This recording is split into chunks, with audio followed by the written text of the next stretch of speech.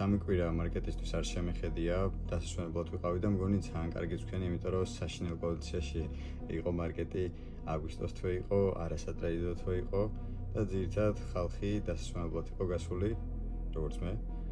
და შესაბამისად volatility იდეაში ნაკლები უნდა ყოფილიყო, ნაკლებს ველოდი.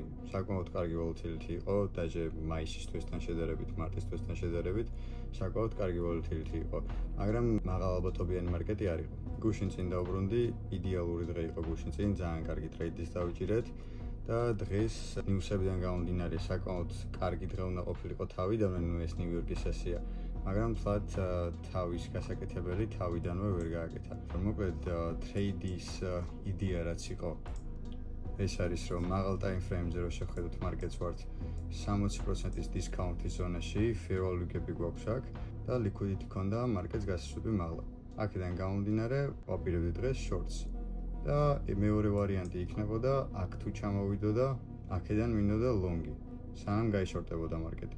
მაგრამ პირველ რიგში ჯერ გასვლა liquidity ზევით ავიდა, რაც ქონდა liquidity ლონდონის მოხსნა და აქედან საკმაოდ კარგი რეაქცია მივიღეთ ერთ წუთიანზე რო შევხედოთ, liquidity გასვლა თუ არა და inversion-ა fair value-ები, შემდეგ სესიის პირველი fair value-ები და როდესაც ზემოთ ამაბრუნდა უკვე ამ inversion fair value-ებში, აქ ქონდა პირველი entry და მეორე entry დავამატე უკვე fair value-ებზე ზემოთ რაც იყო.